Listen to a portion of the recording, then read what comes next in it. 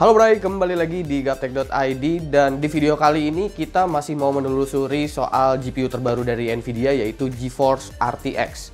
Sebelumnya kita udah sempat ngebahas soal RTX 2080 dan kali ini yang mau kita bahas adalah satu level di bawahnya yaitu GeForce RTX 2070. Dan unit yang mau kita bahas kali ini adalah dari Gigabyte dengan custom cardnya mereka. Sebagai pembanding, gue juga akan membandingkan hasilnya dengan Gigabyte RTX 2080 Gaming. Dimana ini adalah RTX 2080 dengan reference PCB serta cooling yang mirip-mirip lah. Sehingga kita tahu seberapa besar gap antara RTX 2070 dan RTX 2080.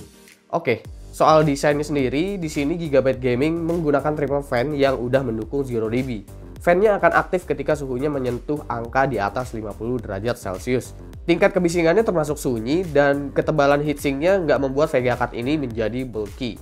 Soal output displaynya RTX 2070 masih sama persis kayak RTX 2080. Udah tersedia output USB Type-C yang fungsinya untuk monitor keluaran terbaru atau perangkat VR terbaru. Yang bikin RTX 2070 ini berbeda juga karena GPU ini nggak mendukung fitur SLI. Nggak ada slot NVLink pada RTX 2070. Menurut gua ini keputusan yang tepat juga karena beberapa alasan. Pertama, RTX butuh modul NVLink yang harganya itu nggak murah. Kedua, karena NVLink mahal, otomatis rata-rata yang pasti akan beli dan menggunakan multi GPU itu adalah orang-orang yang beli RTX 2080 atau Ti atau mungkin di atasnya lagi. Ketiga adalah karena semakin berkurangnya game yang mendukung multi GPU. Dan terakhir, prosumer yang menggunakan workstation class pastinya akan langsung memilih GPU sekelas Titan V, RTX 2080 Ti, atau Quadro untuk pekerjaan mereka. GPU ini membutuhkan 6+8 pin PCIe konektor dengan TDP 185 Watt. Seharusnya RTX 2070 yang satu ini masih diberikan headroom lebih karena desain asli Nvidia menggunakan 1x8 pin aja. Spesifikasinya menggunakan GPU Nvidia Turing yang tentu udah dipangkas dari seri-seri teratasnya.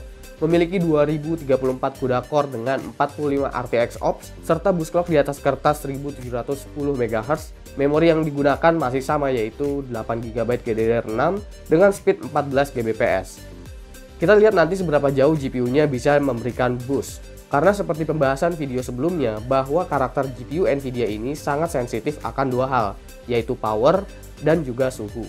Lanjut ke platform pengujian kali ini, sistem yang digunakan masih sama seperti sebelumnya karena kita mau membandingkan ini dengan RTX 2080. Jadi kita tetap menggunakan Core i5 9600K 4,8 GHz, board ROG Z390 Strix, G-Skill Sniper X 2x8GB DDR4 3600 MHz, Cooler Master MA410P, Cooler Master Silent Pro Hybrid 1300W, SSD 120GB, dan hard disk 1TB. Gue juga melakukan sedikit overclocking untuk RTX 2070 yang satu ini dan gue mendapatkan stabil untuk harian itu dengan GPU clock plus 50 MHz dan kecepatan memorinya itu di 15,5 Gbps dengan fan speed dibiarkan auto.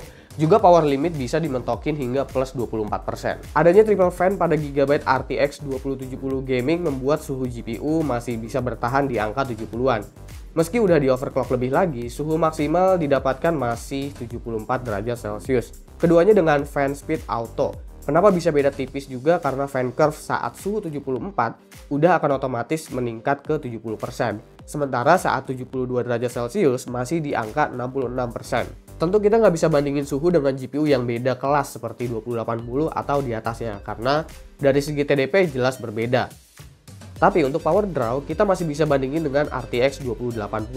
Di sini GPU power draw untuk RTX 2070 dalam posisi default sekitar 189 Watt atau 204 Watt saat di overclock. Selisih yang lumayan jauh jika kita bandingkan dengan RTX 2080 yang bisa menyentuh angka 250 Watt bahkan lebih. Dengan suhu dan power yang dimiliki oleh Gigabyte RTX 2070 Gaming, saat default boost clocknya udah bisa lompat ke 1890 MHz dan itu stabil. Sementara saat di overclock boostnya cuma nyampe 1950 MHz aja dan itu juga sama-sama stabil. Ini karena suhunya masih di atas 70. Andai aja suhunya bisa bertahan di bawah 70, harusnya Nvidia Turing mampu boost hingga 2000 plus MHz. Lalu untuk benchmark sintetik dan juga game, gue akan membandingkan RTX 2070 Gaming dari Gigabyte ini dengan RTX 2080 Founders Edition dan juga Gigabyte Gaming. Berikut adalah hasil tes benchmarknya.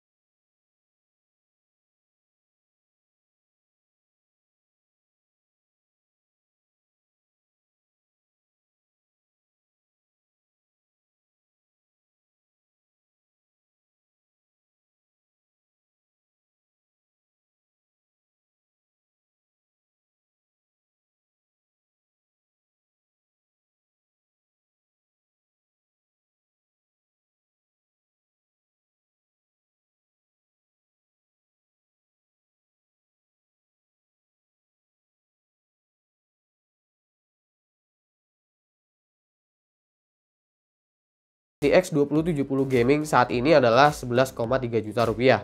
Sementara untuk RTX 2080-nya adalah 15,5 juta rupiah. Selisih performance antara keduanya diperkirakan sekitar 14-20% lah, tergantung bagaimana skenario penggunaan kalian. Sayangnya, meskipun gap performance-nya terpaut tipis sekencang-kencangnya RTX 2070 kalau di overclock, untuk harian juga tetap aja akan sulit untuk ngejar RTX 2080 karena banyaknya limitasi yang ada di RTX 2070 ini. Tapi tentu, RTX 2070 itu adalah solusi terbaik sementara saat ini apabila kalian ada niat rakit PC high-end, tapi uangnya mendadak kurang pas udah sampai toko. Nah, kalau menurut kalian gimana? Coba komen aja di bawah. Jangan lupa like, share, dan subscribe jika video ini menarik buat kalian. Follow sosial media gue kalau lu kepo sama apa yang ada di balik layar Gaptek.